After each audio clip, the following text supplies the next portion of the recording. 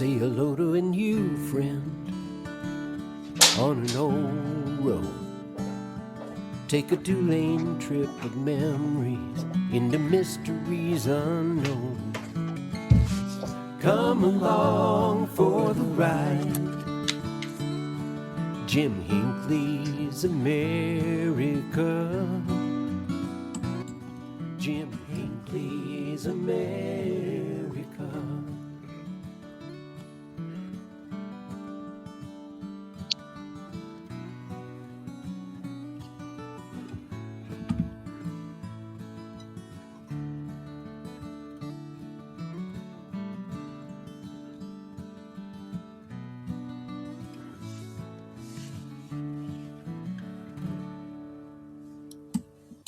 Well, we're skipping spring this year and going right to summer, which is fitting as we're talking with Steve Reyes this morning about, the Mojave Desert of California. Steve, how are you this beautiful morning? Good, Jim. Thanks for having me on the show. It is definitely warm out here.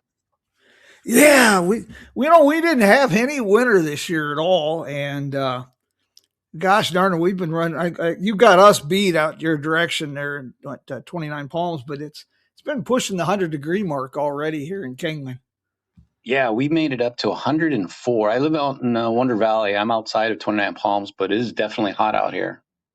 I guess Yuma, Arizona broke the national all-time record. It hit 112 the last few days. Holy cow. Yeah, I'm one of the dry roasted nuts that live here in the desert on purpose, but you can get too much of a good thing. And I'm getting a little nervous about summer this year. Yeah, we're hoping to get we have a trailer we take out and explore the desert, and we're hoping to get it out at least a couple more times. But I really hope the temperature drops to let us do that. Gosh, thank you for joining us this morning. We met in Needles, California at the Route 66 Info Fair, and you graciously gifted me a copy of your book, 4 Miles East of Bagdad. And most of us know Bagdad, California through either a Route 66 connection or the movie Bagdad Cafe. But you really added some depth to the story with this book. And not only that, but you provided some real insight into development of the Mojave Desert in the late 19th century. Yeah. So one of the best compliments I've gotten about the book is that, hey, Stevie brought Baghdad to life. It was really, I was able to, through primary source documents, really kind of tell a story of not only a homicide that occurred in 1896, but what life was like. And people are testifying in court, and they're telling you, "Hey, I lived at Baghdad. I was a section worker. I worked at the Harvey House lunch counter." Just all these really cool things that came to light through my my research. It's really fascinating. One of the things I really enjoyed about your book is you brought clarity. I kind of vaguely knew of these things, but it's like getting a new pair of glasses. I knew a little bit about these things, but they were blurry, and you brought them into focus on the life in these railroad camps in the Mojave Desert, building the railroad, the prejudices, and how people were. There was still prejudices, but they realized the importance of working with blacks and with Mexicans and the diversity of cultures, the immigrants in the desert. You really brought that to life. It was fascinating because even like the graveyard at Baghdad, there's this kind of common myth that there are Chinese railroad workers buried there. But really, what I found out through my research, there's homicide victims that are buried there. There's infants that are buried there. There's the railroad always had this never-ending need for labor, and it was like if you look at it, every 10 years or so, it was like in my story, it was the first generation of European immigrants. And then you had the Mexican laborers. And it just, the story goes on and on and on where the railroad just needed more and more labor. It needed to be supported. So it is fascinating research. Yeah. And the other thing I was really surprised is, I know hobos and vagabonds were a thing, especially the railroad attracted these kind of people.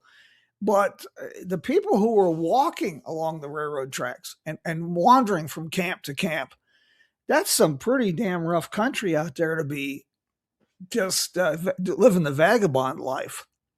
You know, if you look at the main character, Louis James Searcy, he came from, and I got to be careful with how I say Prescott. Is right? Is it Prescott? I can't say Prescott.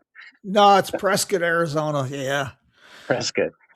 He made his way all the way from Prescott, Arizona, all the way to Baghdad, and he would ride the trains at certain times, get off, and he testified about riding on the brake beams underneath the train as it moved along. And if you can imagine riding underneath the train, and then he also talked about working. It was kind of hand to mouth existence where he'd go to these little section houses and say, "Hey, I'll chop wood in the back of and for you for a meal." And it was just the way he lived. They could travel really, really far, like 25 cents or whatever, just a handful of change, because they were always kind of exchanging labor for food. I had there's a personal connection. You mentioned a couple of these places like Franconia, which is along. That's also just off Route 66 down by Yucca, Arizona. Uh, that this is another thing that's interesting. The cemetery at Baghdad is relatively well maintained, and the cemetery at Franconia is well maintained, and that's a pretty tough place to get to, even with a jeep. Even though it's along the tracks, it's very sandy, it's very remote. And I was quite shocked how well maintained the cemetery is there at Franconia. So people still have an interest in these places, a connection. Yeah, I know Franconia. I just see it in my travels. It's way off of the 40, but I see the big wash. But even in my story, they had an Irish work crew there at Franconia in 1896, and the victim of the homicide couldn't get along with them, and he said he had to move on, which I thought was a really kind of interesting fact that there were Irish workers there. Yeah, it goes back to the Blazing Saddles. You remember some of their scenes with Irish workers, the Chinese, and the people not getting along, so to speak. It's funny how these ethnicities settled out at these different camps. Another place where I could relate and had you helped me get a better understanding. There was one of these section camps up at Bagdad, Arizona, out of Paulden, Arizona, near Chino Valley. And some years ago, gosh, late 70s, I got a job working for a railroad subcontractor to dismantle the section house and the houses, the lodging that was there, and remove the lumber. And they were from this period, the late 1890s. Wow. And it really gave me an insight into, gosh, what an oasis these were. In Baghdad, even though it was rough and tumble, that's a desert oasis. It really was at this time. You figured they had the Harvey House lunch counter. It was operating. That was people could get off the train and get something to eat. You could get water there. I mean, you could see it off of the distance because it's at the top of an incline. You get about midpoint and you can see a straight shot into Amboy. So yeah, you could see it off in the distance, and they had trees and trees were going. It's amazing. But you're absolutely right that it was a place where people could seek refuge and they can get something to. They could get water. Like Circe was a hobo, but he could at least find some place where he can get water. Your book, really, this poor gentleman. It was a perfect storm. Political people trying to score points, people who were trying to, they were green, they were just starting their career, hobos, the prejudices, and murder. It was a perfect storm for a bad situation. 100%. He just walked into a mess. But these young attorneys who represented him, again, that perfect storm of these young guys would have been his defense attorneys. There's no doubt in my mind he would have been hanged up at San Quentin. Yeah. Very, very interesting, Mr. Searcy. He was a biracial African American. For clarification here, it's in the prejudicial situation in these years. He is really difficult for us to fathom today, and how deeply ingrained it was. and how widely accepted it was. Yeah, it was, and that was kind of the thing about when during my research, what I found, and I agree with you. And then the attorneys, these guys, the two main attorneys, B.F. Bledsoe and H&M Willis, they were born and raised in San Bernardino, and these guys stepped up, and these guys were believers in the law and the system, and they represented this guy. And during my research, I found out that they really believed in his innocence because they kept this is all pro bono. They weren't getting paid for this. And then he had a defense team of three guys, and these guys were all Caucasians, and they represented him, and they really, really did everything they could do to save his life, and they ultimately did. It's a real tragic story all the way across the board. Absolutely. This is one of those fellas, and we have them in today's society. They're always with us, but this poor fella never really had a chance in life, or he just never got a break. Never had a chance. Yeah, he was, biracial, African American. He had a stutter. He had a severe stutter, and when he got excited, he couldn't get all his words out. He had some physical ailments. He couldn't exert himself. He would tire out pretty easily. And you're right. He was a hobo. Everything that I've found, he was born into a really poor life. And you're right, he didn't have much of hopes for bright future. But yeah, and he got trapped into this terrible situation. It's funny too. You mentioned that the legend of the Chinese buried there in Baghdad. It's funny how pervasive. Um, the Chinese were definitely involved with the construction of the railroads in the West and the Southwest, but how pervasive it is that the Chinese were the dominant in Yeah. in this. We have this problem. I find this all along the railroad here in the West. Here in Kingman, we've got a series of tunnels underground in Kingman, and it's a how well entrenched the legend is that that's where they kept the Chinese. Wow. It's yeah, it's pretty well entrenched. The Baghdad Cemetery. You mentioned doing some research on that. Other murders you say are buried there as well. Yeah, so there's what I found out. There's three homicide victims. So one of the characters uh, from my book, Stuart, was a saloon owner. He owned a saloon at Baghdad, and people never knew there was a saloon. I didn't know. And during the course, and it was all illegal. He tried to run it legally, and ultimately he just kept running it. The counties tried to shut him down, but he just kept running it. He would serve the Mexican population that were there. These were all, they called them casual laborers. They would travel along the different settlements looking for work, and they were mostly Hispanic or mostly Mexican at Baghdad.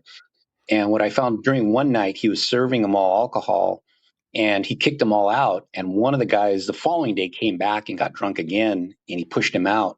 And Stewart ended up shooting him in the face as he broke into the back door. So he's buried at Baghdad. Joseph Otto, the homicide victim from my case, he's Yes. also buried at Baghdad. Very, very interesting. Yeah, it's interesting too, the Mexican labor situation. I've got a little story on that as well. When I was younger in my John Wayne period that I never outgrew, I worked some spreads down along the Mexican border out of Hachita, New Mexico, and Faywood down along the Mexican border, Columbus. And it was just an accepted part of life. I got eight. I was paid $8 a day plus room and board for working ranches down in that country. And when we were bringing the cattle out of the high country or bringing in hay, Mexicans would come across the border and work for a while and then go home. They were paid $5 a day, Wow. and people just accepted it. This had been going on for generations. It just seemed as right as rain. People didn't even give it a second thought. So I can imagine in the 1890s what this was like. There was nothing glamorous about working in Baghdad that I found in my research for these, and I'm Mexican, so it's kind of nice to do this research. Um, but it was a really, really tough existence, living in, and they lived in railroad. They lived in those tie houses that they built, because they were just contract laborers. They said, "Hey, go figure out where you're going to live. Go build yourself a house." And they all kind of congregated in a little area they called Chihuahua. And nobody, I mean, again, this is stuff that was called out during my research, that they created their own little community back there. And then all the locals call it Chihuahua. And they said, we don't go back there. They just kind of hang out. And that's where they stay when they're not working.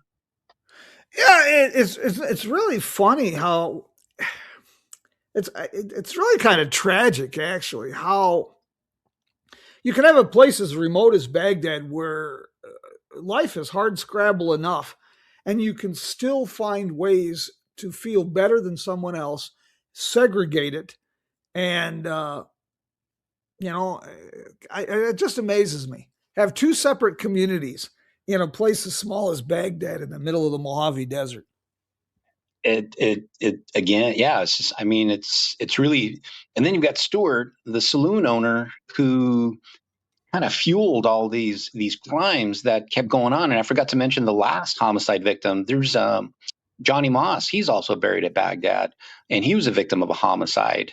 So these are, and all these homicides, I would argue in my research, was fueled by that illegal saloon that was open. Well, gosh, you add drinking to the mix, racially charged atmosphere, poor pay, no future. Yeah, that's a bad situation.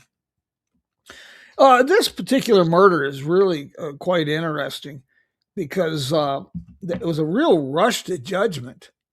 They just basically the first person they got their hands on that he had to be the one.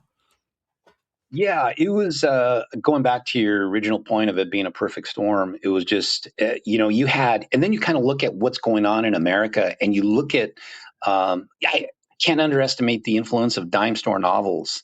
I mean, they were so popular, and I didn't know all this stuff until I stumbled on this story. That people really, they love these stories. The literacy rate in America was through the ceiling, and people, the population at Baghdad and Danby, they inserted themselves into the story, and they basically, created this scenario where they were their own little dime store novel detectives, and they jumped right into this thing, and really, they were the main reason that behind this rush to judgment that we're talking about. Uh, was this ever adequately resolved? I mean, was this the ramifications from this had to, the ripples in the pond, if you will, had to be just really huge. No, he was not executed. He was about to be executed. I think I couldn't find any official letters, but I found a couple of quotes from newspapers that once he was convicted, it sounded like there was some uproar from the local community in San Bernardino. Says, hey, maybe he shouldn't be executed. So I found they wrote a letter to the governor. The judge even wrote a letter to the governor saying, hey, there's some issues with the evidence. He still had his three attorneys. So he wasn't, in that regard, he wasn't executed, but he still did 12 years in San Quentin. And, at least he wasn't executed, but there was no like fix to the story. I think that's what we're looking for. But he went on, he survived doing that time in San Quentin, and he went on to live a peaceful life up in Redding in Northern California. How long did he? First of all, that's just. I mean, here's a guy with absolutely nothing, and he's stuck wandering around along the railroad tracks out in the Mojave Desert. Next thing you know, you're in San Quentin for something you didn't do. How long did he live after San Quentin? Do you know? Yeah, so he got paroled in 1908, and then he went up to Redding, and Redding's another railroad town. He ended up there, and he lived to 1934, and he made it to 75, and he outlived some of his defense attorneys. And he, one thing that I learned from that, he went up to Redding, and he had this kind of peaceful existence. He was a porter in a hotel that's still there. He would help out at different events, and his name pops up in the local newspaper. And every single time it pops up, it's always in a positive light. that he would be a porter at a family vacation. He never had any other run-ins with the law. So I guess going back to your original question, I think that time he spent in Reading was probably the most quietest and peaceful time of his life. Well, I don't see anything in your book, and then what you've mentioned here, where this was really it's just he's all he was just a poor fella. This guy was not a threat to society. He wasn't a dangerous person. He was No, just yeah. a basic fella caught up in the system. He was everything again, everything you when I did this research for this book is you really have a lot of respect for your different characters and admiration and seriously was just a nice guy. He didn't bother anybody. He was just the wrong place, wrong time. I don't think he really realized how much trouble he was in when he got arrested outside of Danby. I don't think it really dawned on him that, hey, I've got the potential of being executed in San Quentin. It just didn't, even up to the point of the coroner's inquest back at Baghdad. It didn't really sink in until later on when he went to court. There's one fellow in your book, this Thomas Francis Reardon. That's a that's kind of an interesting character right there. That could be a book in itself. He he's again one of that pieces of the puzzle that really was the catalyst behind him almost being executed. He inserted himself in the story. He went back and, supposedly found evidence back in the outhouse where Cersei had used, found the money. But I mean, think about that. In my story, I kind of describe, it sounded like Cersei was not going to be charged with this crime. So T.F. Reardon goes back to the outhouse where Cersei was seen and removes the outhouse and finds $25 that allegedly was taken in the homicide. And when I'm putting all this stuff together, if there was $25 there, it wasn't taken in the homicide. It was probably hidden there by other section workers. Now you've got your background enabled you to really add a depth and context that a lot of people wouldn't be able to get because you've been involved with law enforcement and in the courts over the years. Yeah. My background's law enforcement, so it's somebody, other folks who have a background in law enforcement as well read this thing and then they pick it out right away because I kind of had the skill set to dissect it, looking at it from a case biopsy. But I've also went back to school when I was working full time, and I got a master's degree in history, and that really enabled me to take this raw source of unfiltered information, put it all together in a coherent argument. Yeah, you did a real masterful job with this, and a lot of people would have been able to tell the story, but they wouldn't have been able to add the depth and the context because of your unique background, history, and law enforcement. You were able to bring those to bear and basically put the reader in this place. You bring it to life very well with this. Oh, and that's the best compliment I've gotten out of this thing, out of doing this research. Because I think we talked about it, Jim. I didn't want to write a book, but it was like I stumbled on this thing. What do you do with it? You just put it back on the shelf. And his story deserved to be told. Um, it needed to be told. And his attorneys, those guys, his attorneys went on to be very, very successful. And I talked to the let's see, it would be the great grandson of H&M Willis, who was one of the attorneys, and he's a practicing attorney. So I think he's like fourth generation attorney, and he had no idea the story. So it was important to get Cersei's story out, but it's also important to get the attorneys because they were really, really good guys. Well, this is an example too of how history is not as dead and dry as a 4-day insurance seminar. It has relevance.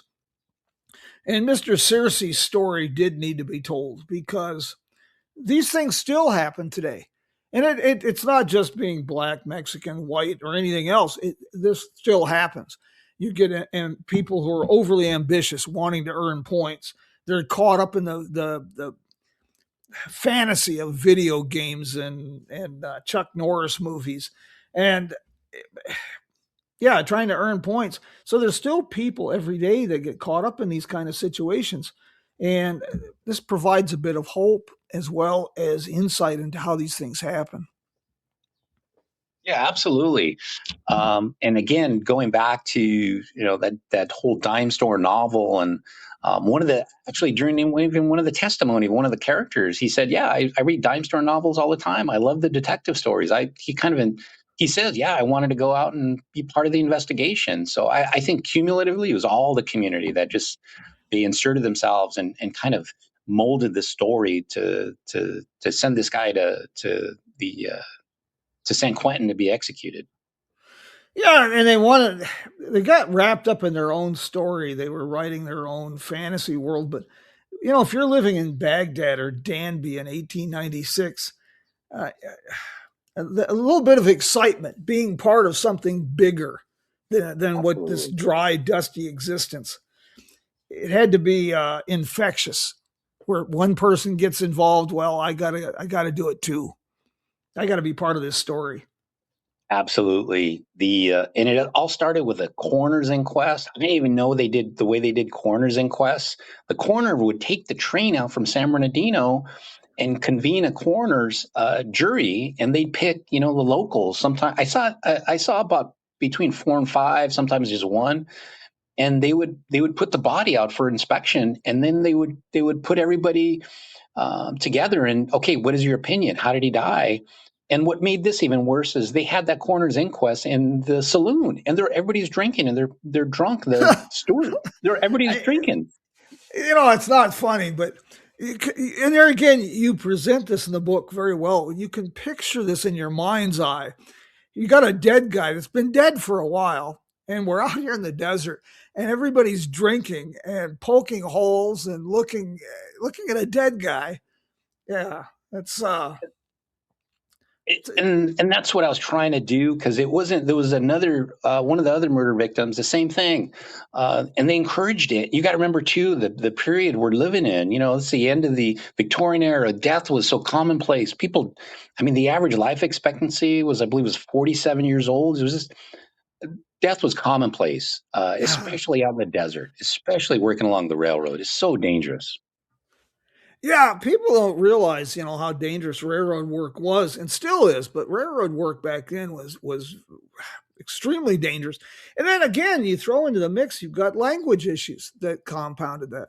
But life in the desert, these little section towns and places, uh, I think there's two parts to the story about Baghdad. One is, uh, God, it's amazing that people survived there at all, but it's also quite amazing how people were to make these oases relatively modern and comfortable. A saloon, a Harvey house, to have some of the basics of society and civilization out in the middle of just a desert wilderness.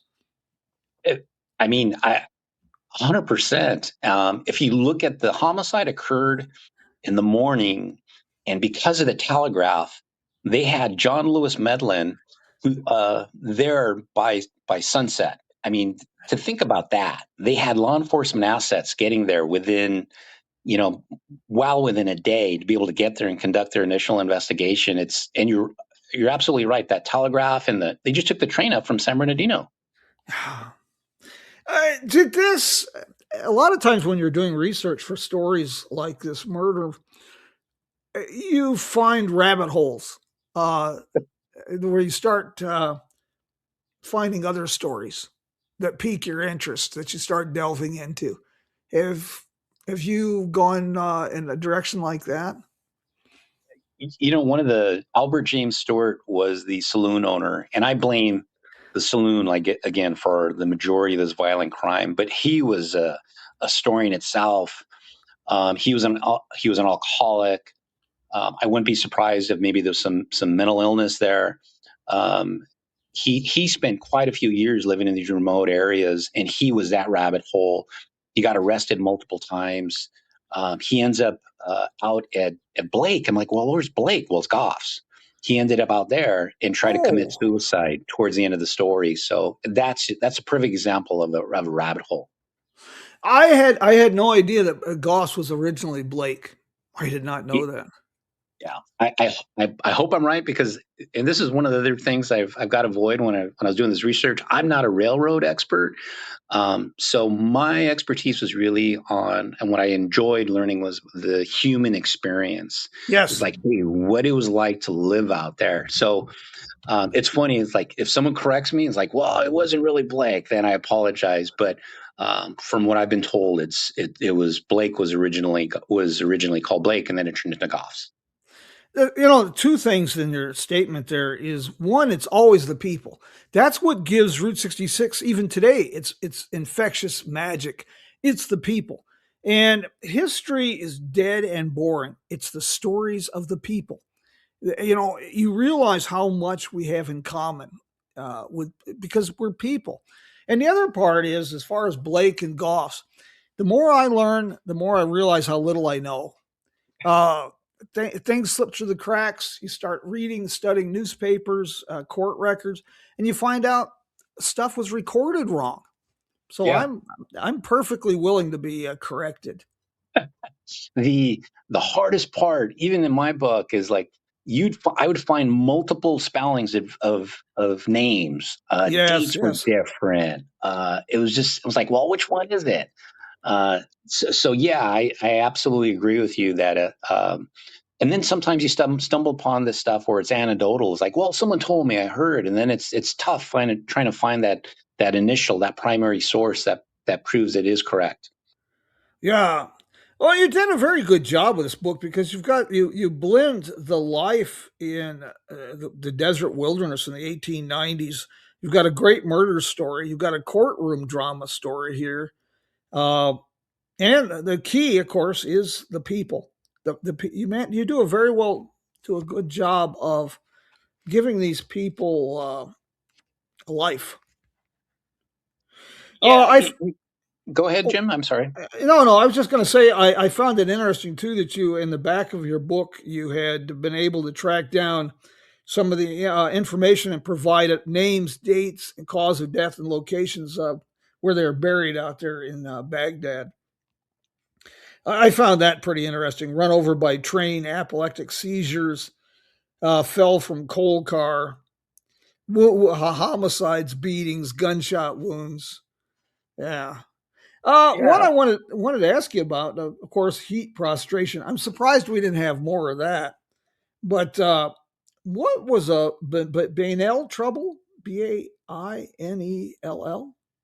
that was a term. I took it directly from the um coroner's records, and I couldn't figure out. I tried to look at it as like maybe a Victorian era, term that they use, but I couldn't figure it out. But that was directly from the coroner's records, which are fascinating. The San Bernardino County Assessor Recorder's Clerk is the keeper of all the coroner's logs from this era, and you can just sit there for hours and look at those things. Oh yeah, yeah. I'm a sucker for those things. I just yeah. I'm just a real sucker for these things. Baghdad. When did when was this? Did this start to really develop? I know the railroad came through in the early 1880s, but Baghdad as a community was it pretty much around the 1890 mark? Would be a good shot. Saloons and whatnot. Yeah, I would say, at least from my era that I'm familiar with, would be when the Harvey House came in. I don't want to give you a wrong date, but I think when the Harvey House came in, they really envisioned Baghdad blowing up and turning into a city. They really envisioned that, hey, this thing's going to grow up. They had a little mining influence, and it was going to get bigger and bigger. But to answer your question, I would say right about this time where there was some. Because even in the testimony, they were talking about creating water farms and trees, and you look at some of the newspaper accounts, and yeah, we're going to try farming, we're going to get fruit, come invest in your property. So at least in my uh, research, that it was probably around this time that they envisioned it just getting bigger and bigger and bigger. It's surprising how some of these communities did that. Ludlow, for example, Ludlow was quite a sizable, prosperous community there at the first years of the 20th century. Yeah, absolutely. Uh, the murder itself, It looks like it was just a crime of opportunity. Is that kind of a good assessment? Yeah. So, and this is another really interesting part. So, the victim was found uh, where the lava meets closest to the railroad out by the Amboy crater. You can that place still exists, and there's a little bit of a knoll, and they describe it perfectly when they're testifying. There was a knoll. When you stand up there, you can see people walking along the railroad. So I think what happened was there was a couple of people up on that knoll watching people leave Amboy. And if you're by yourself and you're walking westbound, you're not working for the railroad. You're just a lone traveler. So I'm confident that two people saw the homicide victim walking from Amboy and thought he was an easy victim. We'll just go rob him and take a couple bucks from him, and he'll be on his way. And he's probably another hobo, and that'll be it. Hmm. Yeah. And how desperate do you have to be? Number one, to be out there in the desert looking for somebody to rob. And number two, how desperate do you have to be to rob one of these hobos that probably has 50 cents in his pocket? It's the perfect, looking at my background, they're perfect victims. It's just Uh, somebody who's got a cup, maybe a buck, 50 cents. Hey, we'll just rob them. And then we'll rob the next guy that comes along. And then maybe we have enough money for a bottle of whiskey. But it kind of goes back to, I really blame the saloon and all the drinking, all the illegal activity that was going on that really propelled all this propensity towards crime that I saw just within a couple of years at Baghdad. you mentioned Danby. Of course, Danby figures pretty prominently in this story. Was Danby as I hate to use the word prosperous. Was Danby ever as big and prosperous as Baghdad? Not for this period. It was pretty. They had a section house. Let's see. They testified. Seriously testified that there was a section house there. That there was a lady that was there cooking the meals. Place for the railroad workers, but it wasn't. There was no telegraph station there. They had to go back to Baghdad, so there was no way to communicate. So it was way smaller. Uh, uh, hmm. Yeah, there was a lot of these camps out there. Of course, most of got Siberia, Baghdad, Ludlow, Danby, Cadiz. Most of them did not amount to much. Well, I may have overlooked this, but where was Mister Searcy from originally? He was from the South. But he had roots in Phoenix. He had spent quite a bit of time in Phoenix, and one of his defense attorneys uh, actually knew him from Phoenix. And they're like, when he found out he's in custody for the homicide, uh, H&M Willis like, no, there's no way he committed this thing. So it goes to show you how, even though Phoenix, we think of it as a big city, that's where he spent the most of his time. But it goes to show you what of a small world it really was back in 1896. Yeah, that's something that really surprises me a lot here in the Western frontier when you consider how sparse the population was. Uh, Once you got out of the Los Angeles area and even Phoenix, these were small communities, but everybody knew everybody. It's really quite surprising. Yeah, and seriously, when he was at Phoenix, he was in a position of trust. He worked at a drugstore, and they would give him people uh, filled out interrogatories saying that look, he was a good guy when he was in Phoenix. He was trusted with large amounts of money. He would travel in between businesses. So I never found any evidence that this guy was engaged in any type of criminal activity. Yeah, and I noticed that in your book also the way you talked about his years in Reading, some of the testimonies that were testimonials in newspaper articles and things. There's no indication that I can see that this guy was ever a threat to anybody. From donating money to the Red Cross relief funds, and just his personality doesn't fit somebody that would, even out of desperation, he just doesn't strike me as somebody that would kill somebody. He struck me as more the type of person that would well, and he did, I'll trade you, some work for some food, that kind Yeah, of person. Yeah. So it's if if you look at his physical ailments and how tired he get, the homicide was the guy was beaten to death. Yeah. And no way with his physical ailments would he be able to carry. I mean, it basically hand to hand combat. And there's no way using two weapons. He was supposed to be using a pickaxe handle and a rock. There's no way one guy could kill another guy knowing of his physical ailments. When you delve into these newspaper and some of these newspaper stories in these years, my gosh, they were almost as bad as the coroner's inquest. They got pretty graphic in some of these newspaper stories. Yeah, I was really surprised. I agree with you that sometimes you read these newspaper accounts, but I think it goes back to how commonplace death was, and it was just so people were kind of numb to it, and it was just part of the entertainment. And then going back to dime store novels, that's just what they it was just part of what was going on in America at the time. Yeah, the violence is part of the entertainment. Yeah. There's a famous one up out of Navajo County, Arizona, 1900, uh, in Holbrook, Arizona. That's uh, darkly comedic. Gentleman was going to be hung there at the courthouse for a murder. George Smiley, I think his name was. The sheriff sent out a invitation inviting people to the hanging, and it was a real nice filigree fancy invitation. And Oh, he jeez. sent this out, telling we'd make the setting as cheerful as possible. The latest scientific methods of strangulation will be used. And what made it even worse is he was a school superintendent. He sent these invitations home with students to their parents, and even the president of the United States condemned this. Uh, yeah, it's It doesn't, yeah, it doesn't surprise me. One of the other interesting things, if I may add, Jim, is yes, the please. the amount of drug abuse that was going on at this time. I was shocked. The coroner who went out, AC Keating, was the coroner who went out and did the conducted the coroner's inquest. A couple years before he was a coroner, was the superintendent of the county hospitals, and he had a drug addiction issue. He got fired for it.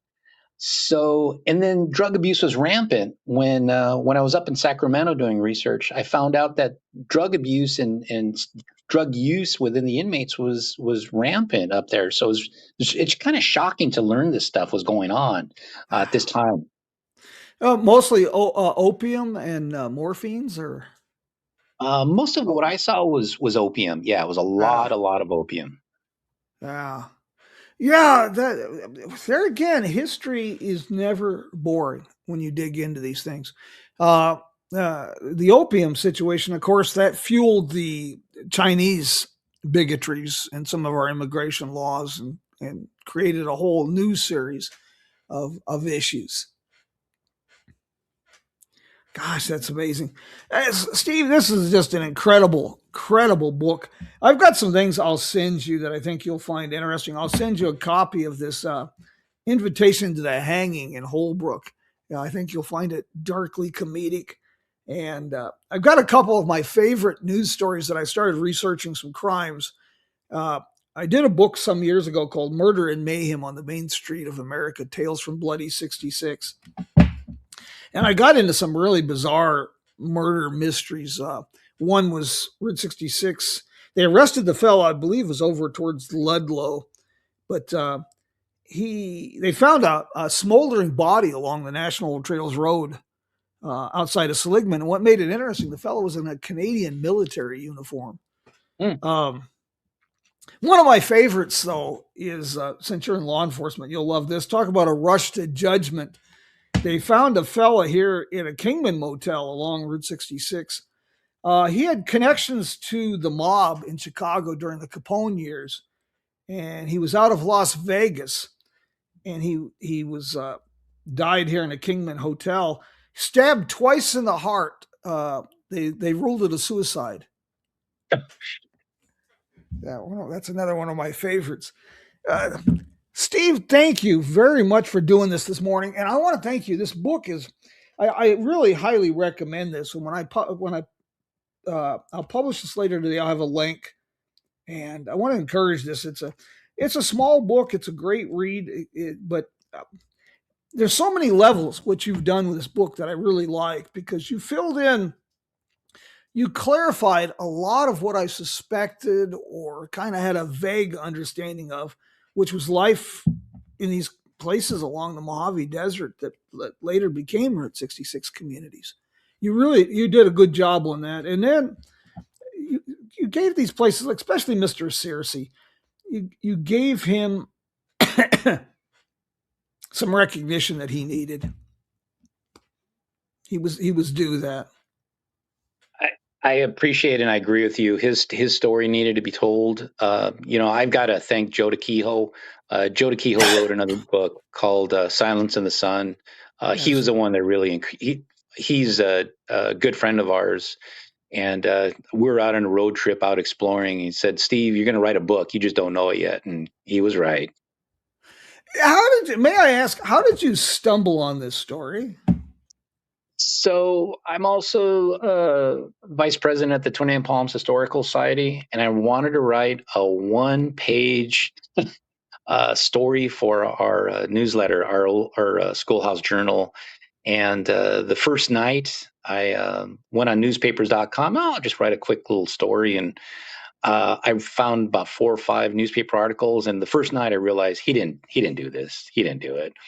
And then I go on Ancestry and I find a picture of him. Like, holy cow, this thing's like, there's a lot of very strange coincidences involved in the story. And it just kept going and going and going. And I just couldn't let it go. And then I discovered that there was San Bernardino County, the accessory recorder clerk had some stuff. And then I ended up traveling to Sacramento 3 times to do research, where they found in the archives in Sacramento, they found the original transcripts, typewritten transcripts, and they gave me those. And that once I had those, that was the finishing the story. So to answer your question, I just wanted to write one page. I didn't want to publish a book.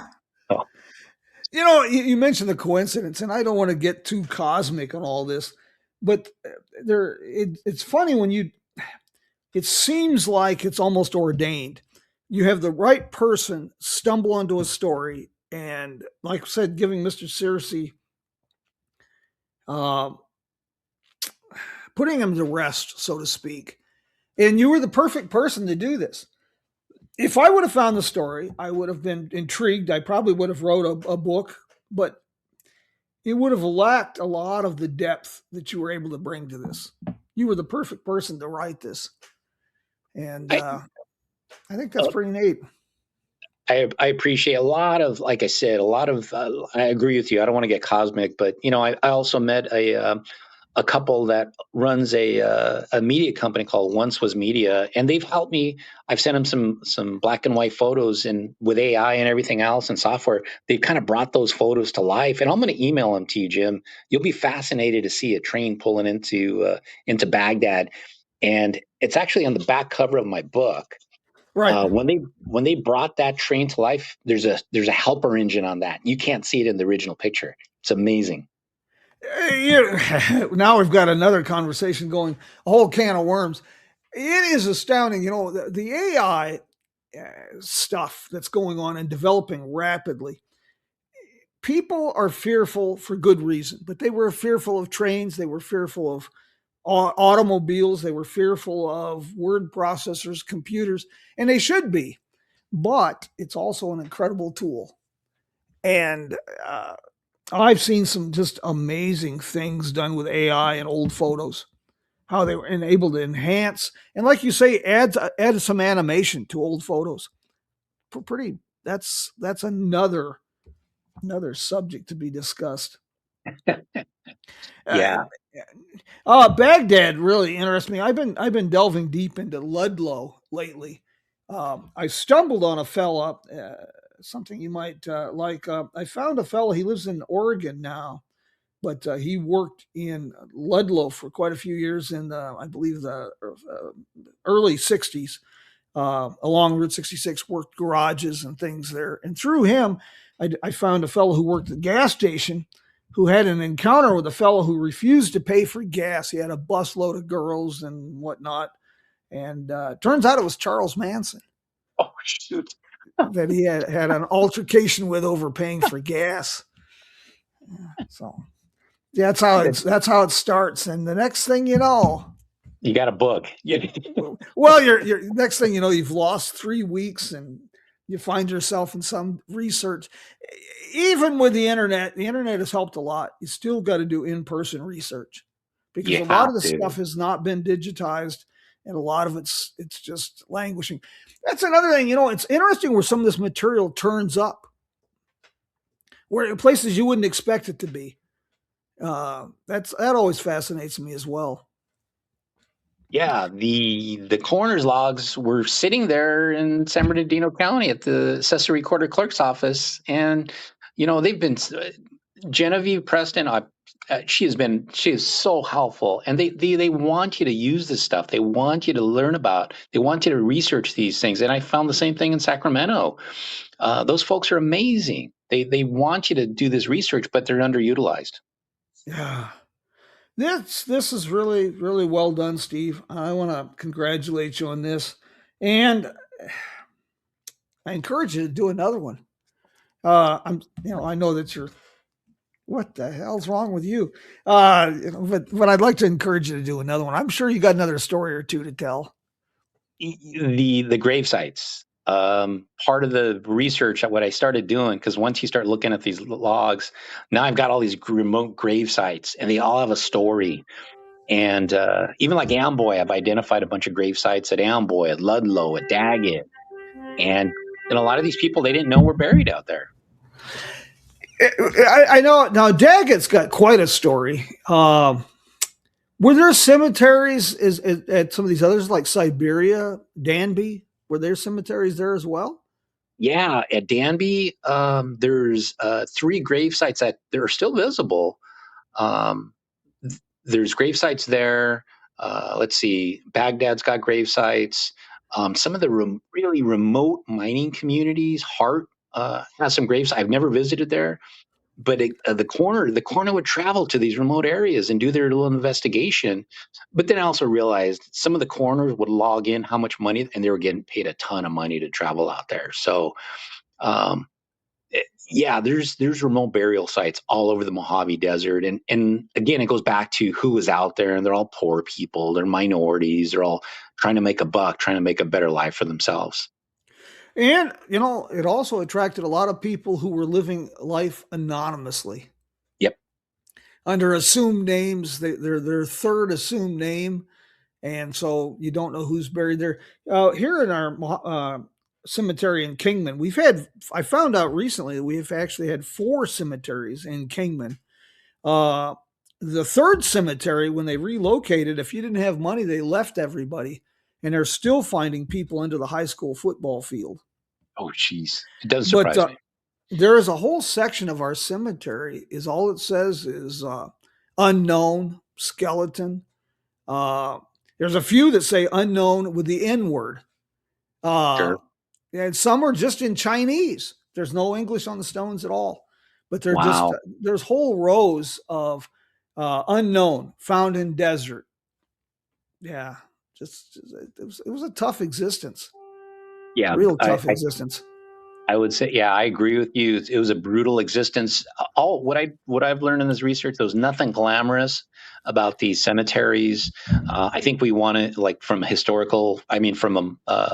movies. Oh, these are folks that were killed in gunfights, and now they're poor people, or poor people traveling the desert trying to make a better life for themselves. It goes back to our version of the dime novel has been the Westerns, the movies. That's tainted our ideas, the romanticism of the West. There wasn't a lot of romanticism to it. It was a pretty dark and grim time. Yeah. It's funny you mention that, because I thought of, like, hey, what would really best describe it? And it was the brutality of life living out in the desert. I've mentioned this on previous programs. My wife's family her father was born in Tombstone, and his grandfather was the sheriff out of Cochise County, out of Tombstone. And I have his 41 caliber Colt revolver here on my desk. Wow. I've just Western history's just always fascinated me, and I got a dose when I married into this clan. But the California desert, people don't realize how much was going on out there too at this time. Not just in the railroad communities. You mentioned these remote mining camps, and if life was rough in Baghdad, can you imagine what it was like out there in like Hart? It's just remote.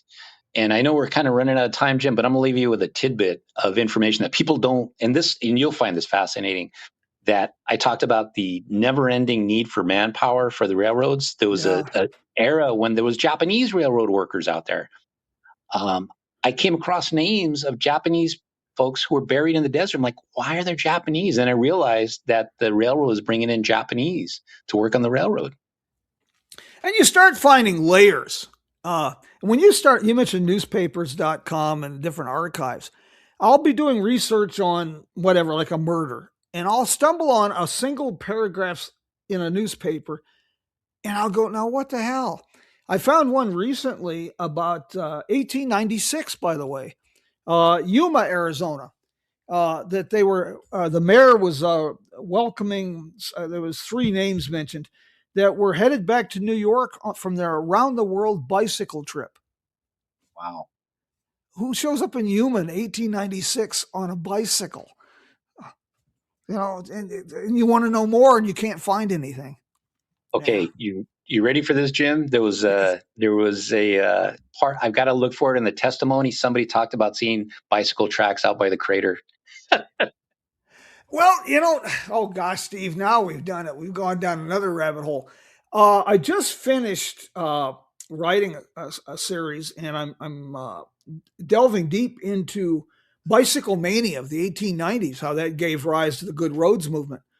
And I was really shocked how big and popular bicycling was, basically 1890 through about 1898. We had a fellow named Elmer Lovejoy in Laramie, Wyoming, that became obsessed with bicycles. This is 1890. We're talking Wounded Knee era. Short, just a few years, but 15 years after the Battle of Little Bighorn. He organized bicycle club that they would take tours into the Yellowstone, and he rode bicycles to the Chicago World's Fair from Laramie, Wyoming in the 1890s. His bicycle club. It's amazing. Just amazing. Steve, thank you for taking time from your schedule today to do this. And thank you for this book. This really piqued my interest, and I filled a small notebook with questions now I've got to find answers to. You really, really intrigued me about some of these mining camps in the desert. I want to learn more about the railroad, and I want to learn more about Danby. I knew a bit about Goffs, but now you've got me on another chapter of that as well. Yeah. A.J. Stewart, the saloon owner, ended up out there at the tail end of his life. He was in bad shape when he went out there, but he was a bad dude. You mentioned the short life expectancy of 40 some years. For people who chose to live this life in that country, I'm surprised they made it that long. It was. I think I found a quote that if you worked on the railroad, your life expectancy was dropped by 20%. So you're pushing what, 40? Oh, God. Thank you, Steve. I enjoyed this a lot. The whole idea behind everything I do is I want to share America's story. I want to inspire road trips. And when I talk about sharing America's story, I don't mean just the stuff we think we know. I want to show it. I want people to realize what an incredible story we have. Diversity, adversity, prejudices, overcoming prejudices, decent people, scoundrels, all of it. I want to really highlight the American story, and you've done just a masterful job of this, and I'm really appreciative. Oh, thanks, Jim. That's very nice, and you do a phenomenal job too of we talked about road trips and travel, and for me, it's like people getting out and exploring and seeing the old right-of-ways for Route 66. It's just all fascinating stuff. And the Mojave Desert into California, it's just great.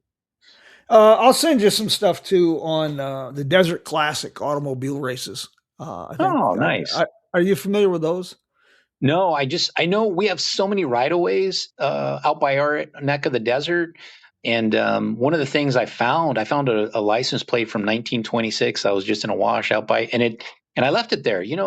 That's all part of a living monument. That all belongs out there. Short version, I'll send you the link. But for folks, we'll be doing a program on this pretty soon. But the Desert Classic, I have a feeling drinking was involved because ideas like this don't come up over tea and salad. But it was a series of automobile races from Los Angeles to Phoenix from 1909 to 1914. Wow. And every year, a different course was chosen across the desert. And some of the races featured the big boys, Louis Chevrolet and Barney Oldfield. And some pretty interesting stuff there. My friends, and Steve, thank you again for doing this. And we'll do this again next week. I got something a little different next week. I've got a couple fellows from Detroit, Markku, Jaakkola, and Jacob Gilbert. They're honoring a friend of theirs who is passionate about American Chryslers and American road trips. And his name was Hans Granberg. And he left a 73 Chrysler. And one of his dream trips was the Route 66 experience. They're going to be doing that the centennial year in his honor. They're taking their 73 Chrysler from Detroit, from Michigan on a Route 66 Odyssey. And we'll be talking with them next week, taking a different twist on things. My friends, Steve, thank you for doing this. And we'll do this again next week. I'll get this published this afternoon. I'm going to be, people have asked a couple of questions where I'm going to be. I'm headed over towards Lake Elsinore on Wednesday. I'll be speaking at the Historic Society there on the origins of the Route 66 story. And then I'll be Kingman, Arizona, Sounds of Kingman Saturday. I'll be speaking about evolution of transportation in northwestern Arizona. And then April 18th, I'll be at the Charlotte Hall Museum in Prescott, Arizona. So, maybe I'll see you on the road. Until we meet again, I will bid Steve and everybody adios with some road trip inspiring music from our good friends, Joe and Woody and the boys of the Road Crew at roadcrew66.com. Steve, take care, and I hope the rest of your weekend goes well. Thanks, Jim. I appreciate it. We'll talk soon. Bye-bye. Bye-bye.